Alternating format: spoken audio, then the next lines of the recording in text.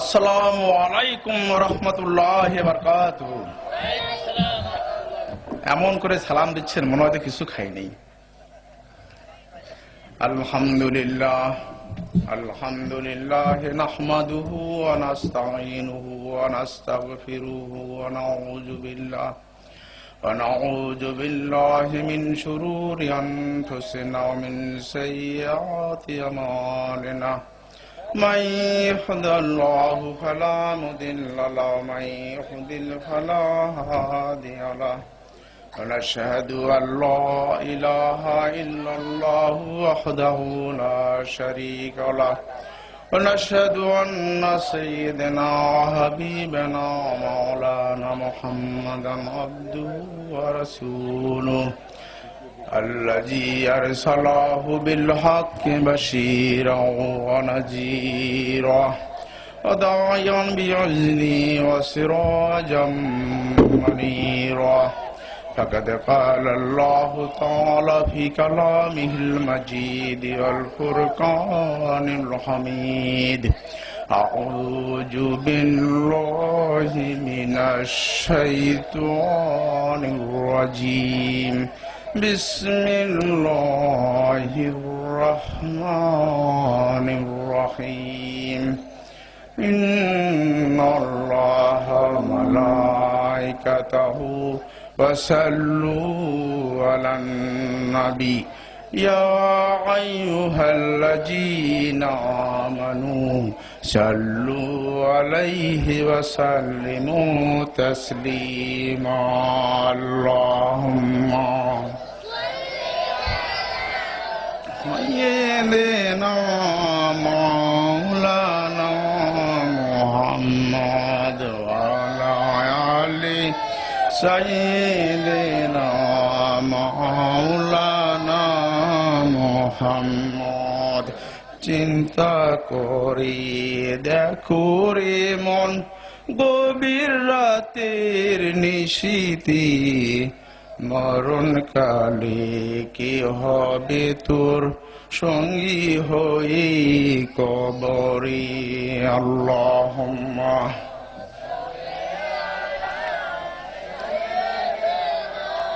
মাওলানা মুহাম্মদ ওয়া আলা আলি সাইয়্যিদিনা মাওলানা মুহাম্মদ।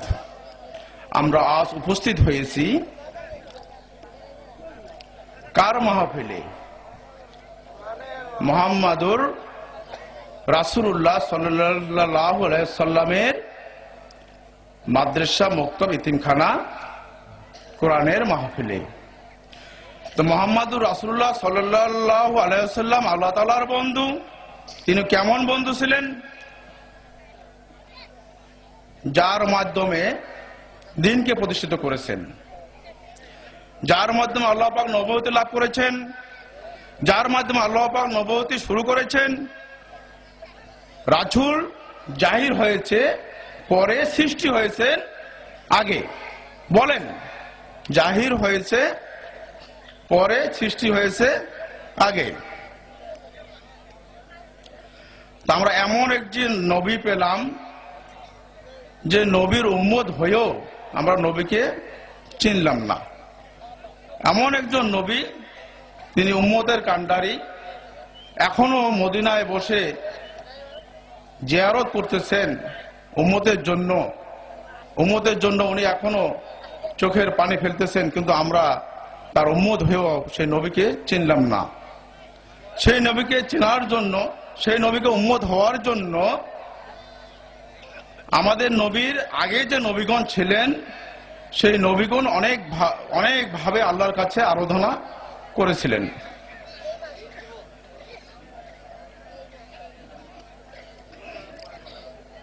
নবী চতুর্থ আসমান বিদ্যমান বসে আছেন। আমরা যারা ঈমানদার, আমাদের মাঝে যারা ঈমানী, তারা কল্পনা করেন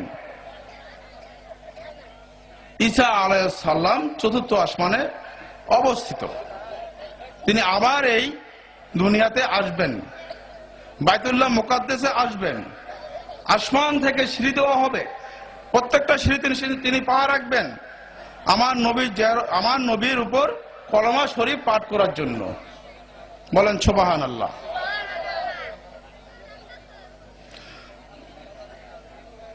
রাসূলের পাক জিয়ারত করবেন, রাসূলের পাকের সঙ্গে আমাদের নবী কথা বলবেন। ঈসা নবী বলবেন, ইয়া রাসূলুল্লাহ, আপনাকে দেখতে চাই। নবী বলবেন, দেখার মতো দেখো। ইয়া রাসূলুল্লাহ, আমি এসেছি আপনার উম্মত হতে। নবীজি বলবেন, আমি তোমাকে কবুল করলাম ইয়া রাসূলুল্লাহ। সালাম থেকে জবাব পর্যন্ত, উত্তর থেকে দক্ষিণ পর্যন্ত, পূর্ব থেকে পশ্চিম পর্যন্ত, যেখানে সূর্য ওঠে আর যেখানে সূর্য ডুবে, আমি আপনার স্লোগান, আপনার দরুদ শরীফ এই সারা বিশ্বে জগতে ছড়িয়ে দেব। সকলেই বলে আলহামদুলিল্লাহ।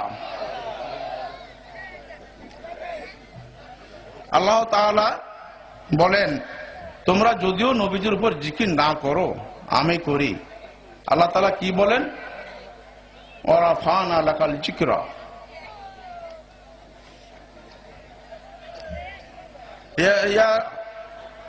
আমার রাসূল প্রেমিক ভাইয়েরা, ও মুসলমান ভাইয়েরা, একটা কথা চিন্তা করেন, যদি পায়ের মধ্যে আমাদের কাটা ফোটে, যদি আমাদের শরীরে কোনো আঘাত পাই, তাহলে মা বাবাকে বাবা করে চিল্লাচিল্লি করি। অথচ চিন্তা করে দেখেন, দুনিয়ার হাজার দিনের আঘাত, হাসরের মাঠের এক বিন্দু, এক সেকেন্ডের আঘাতের সহ্য আমাদের সমতুল্য হবে না। তাই আমি আপনাদের মাঝে আপনাদেরকে বলতে চাই, আমাদের রাসূলের প্রেমিক ভাইয়েরা, আমাদের রাসূলের উম্মত ভাইয়েরা, শুধু নামজাদা আমাদের মুসলমান হলে চলবে না। আমাদের রাসূলকে চিনতে হবে, রাসূলের দিদার করতে হবে, রাসূলের প্রতি আমাদের শ্রদ্ধা আনতে হবে। আমাদের রাসূলকে পেতে হলে, আল্লাহকে পেতে হলে রাসূলকে আমাদের পেতে হবে। তাই কোরআনে একটি সূরা, যে ছোট্ট সূরা, আল্লাহ তাআলা এত মর্যাদা দিয়েছেন, যে সূরাটার নামটি হচ্ছে সূরা কাউসার। আমার সঙ্গে সঙ্গে পড়েন, ইন্না আতাইনাকাল কাউসার ফাসাল্লি লিরাব্বিকা ওয়ানহার ইন্না শানিয়াকা হুয়াল আবতার। এই সূরাতে বলছেন, হে রাসূল, আপনার এবং আপনার উম্মতের প্রতি আমি কাউসার দান করলাম। এর বাংলা হলো এই। তারপরে খুনে বলছে, ফাসাল্লি লিরাব্বিকা ওয়ানহার, যারা সালাত আদায় করবে। এই সালাত আদায় করবে, সালাত মানে নামাজ। এই নামাজকে আমরা কিভাবে আদায় করব? আমরা কিন্তু আমরা মুসলমান, আমরা অনেকেই নামাজ সঠিকভাবে আমল করতে পারি না। প্রথমে আসেন, আমরা যখন মসজিদে প্রবেশ করি, আল্লাহুম্মা তাহলি রহমাতিকা, আল্লাহুম্মা তাহলি রহমাতিকা, হে আল্লাহ, আপনার তাওয়ালা দিয়ে রহমতের ঘরে প্রবেশ করলাম।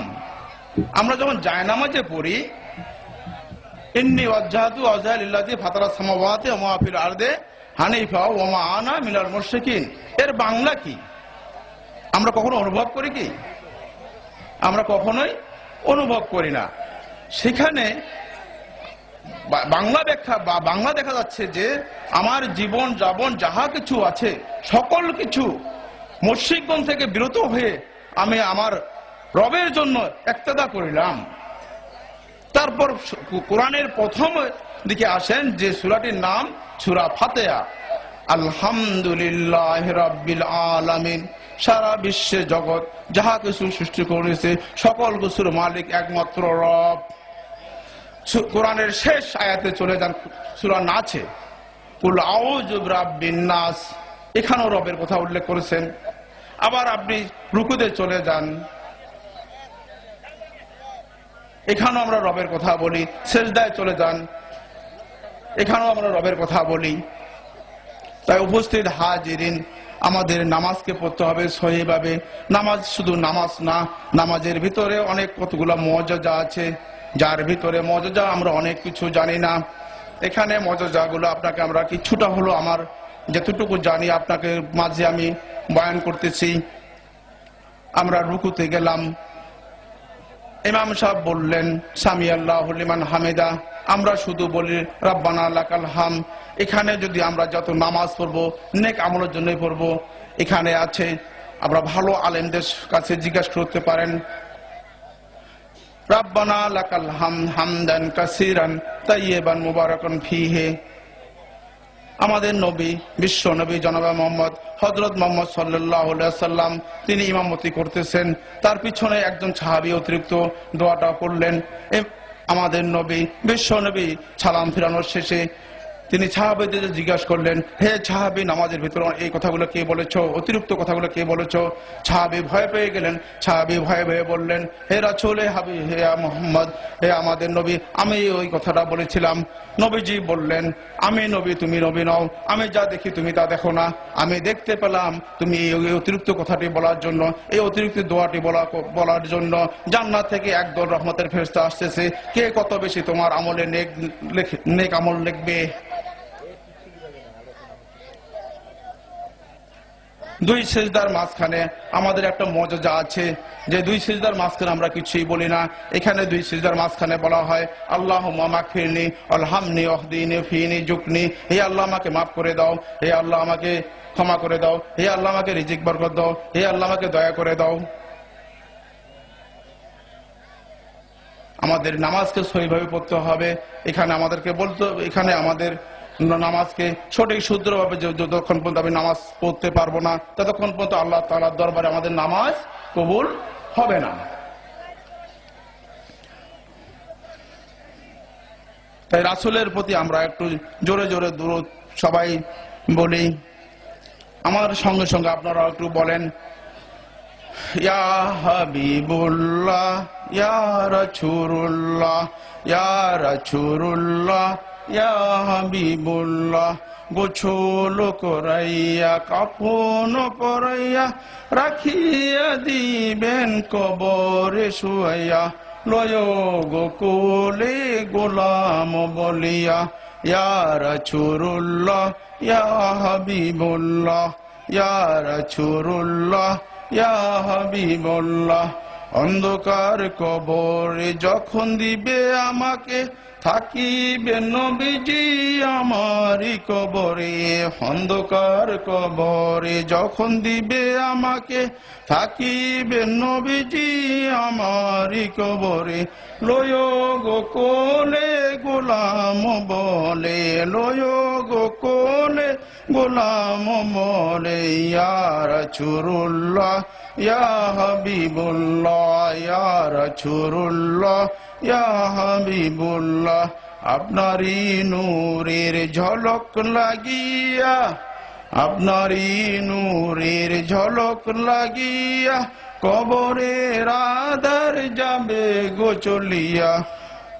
আপনারই নূরের ঝলক লাগিয়া, কবরের আঁধার যাবে গো চলিয়া।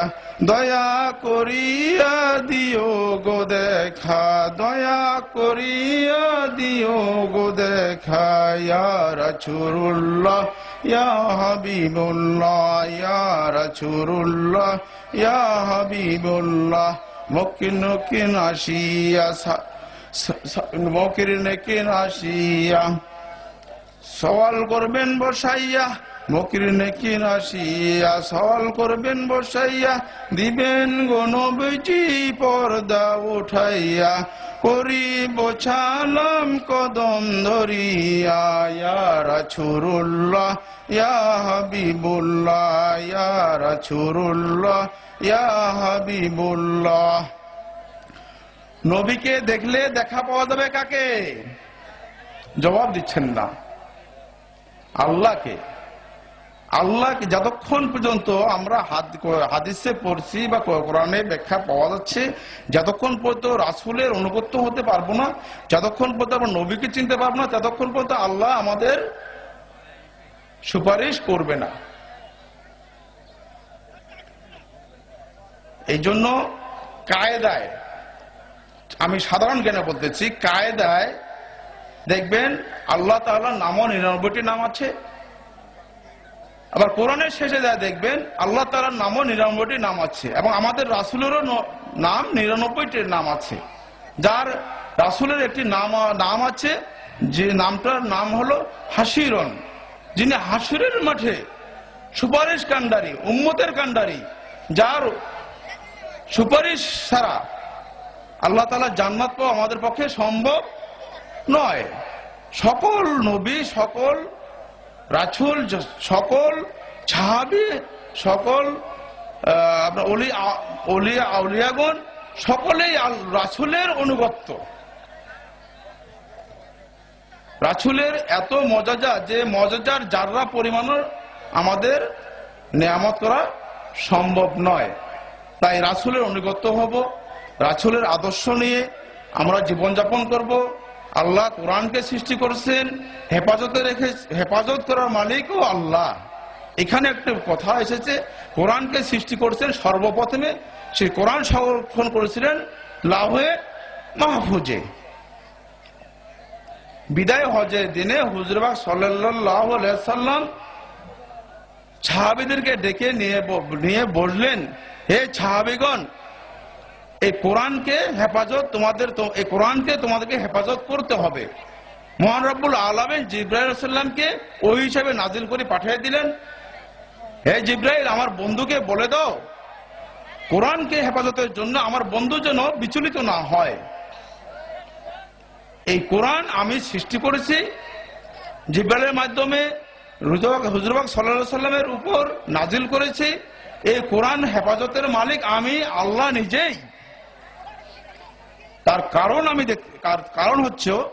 কারণ হচ্ছে যে হুজুর পাক সাল্লাল্লাহু আলাইহি সাল্লাম যে দুনিয়াতে মক্তব মাদ্রাসাগুলো আছে, হাফিজিয়া মাদ্রাসা মক্তবগুলো আছে, এই মক্তবের ভিতর যে হাফেজ ছাত্রগুলো আছে, একটি কলবের ভিতরে সমস্ত কোরআনটাকে মর্যাদা করে রাখছে। এমন কোন ব্যক্তি আছে যে ওই হাফেজে কোরআন আলাকে যদি আপনার তার বুকটা চিরে কলবটা যদি 7টা ধোয়া কেন সারা জীবন যদি ধুয়ে ফেলায়, এই কোরআনটাকে কেউ একটু অক্ষর চেঞ্জ করতে পারবে? কখনোই পারবে না। তাই আল্লাহর কোরআনের কথা, আল্লাহর রাসূলের কথা, রাসূলের হাদিসের কথা, রাসূলের সুন্নত, রাসূলের আখলাক, রাসূলের চরিত্র, সকল কিছু আমাদের উপর আল্লাহ তাআলার নেয়ামত। এই নেয়ামত প্রসঙ্গ আল্লাহ তাআলার শেষ করা যাবে না। আমাদের সকল ক্ষেত্রে, আমাদের সকল যাতায়াত ক্ষেত্রে আল্লাহ তাআলার প্রত্যেকটা পায়ে পায়ে নেয়ামত আছে। আমরা পায়খানা যাব, তাও আল্লাহ তাআলার নেয়ামত আছে। আল্লাহুম্মা ইন্নাকা খুজুবুল খাইস, আমরা খাইতে বসবো বিসমিল্লাহি আলা বারাকাতুল্লাহ। আমরা ঘুমাইতে যাব, আমরা অনেকেই এই দোয়াগুলো জানি না, আমরা ঘুমাইতে যাব আল্লাহুম্মা বিসমিকা ইন্নাকা মাউতু হিয়া। আমাকে বলেন এখানে যে ব্যাখ্যা বাংলা, যে এখানে শুধু বাংলা ব্যাখ্যাটা বলা হচ্ছে যে আল্লাহুম্মা বিসমিকা মাউতু হিয়া, হে আল্লাহ আমি মৃত্যুর সাথে গ্রহণ করলাম, আমাকে আবার জাগরণ করে দিল। এর যদি এটা বাংলা অনুবাদ যদি ব্যাখ্যা করতে যান সারাদিন বলেও শেষ করা যাবে না। না নাই, হ্যাঁ বক্তব্য। আমাদের প্রধান অতিথি চলে এসেছেন আমাদের মাঝে। আমি আরেকটু আলোচনা করব, সংক্ষিপ্ত আলোচনা। আমাদের যে উদ্দেশ্য, এই তাফসীর মাহফিল, যে উদ্দেশ্য, আমাদের হাফিজিয়া মাদ্রাসা 2টি ছাত্র হাফেজ হয়েছেন, তাদেরকে পাগড়ি দেওয়া হবে, তাদেরকে আমরা বিদায় অনুষ্ঠান করার জন্য, এবং এই মাদ্রাসা, এই মক্তব, এই মসজিদ, আল্লাহ বাইতুল্লাহ ঘর, মসজিদ আল্লাহর ঘর, মাদ্রাসা নবীজির ঘর, এই ঘরগুলোর উপর বেশি বেশি করে আপনারা নজরদারি করবেন। আমার জামাতবাসী, আমাদের পার্শ্ববর্তী জামাতবাসী, আমাদের অত্র এলাকাবাসী সকলের প্রতি, রাজনীতিবিদ, কৃষিবিদ, ব্যবসায়ীবিদ, সর্বসাধারণ সকলের প্রতি আমার আকুল আহ্বান যে আপনারা সকলেই এই মাদ্রাসার প্রতি বেশি বেশি করে দান করবেন, বেশি বেশি করে আগ্রহ প্রকাশ করেন। এই বলে আমার সংক্ষিপ্ত আলোচনা এখানে সমাপ্ত করলাম। আসসালামু আলাইকুম ওয়া রাহমাতুল্লাহি ওয়া বারাকাতুহু।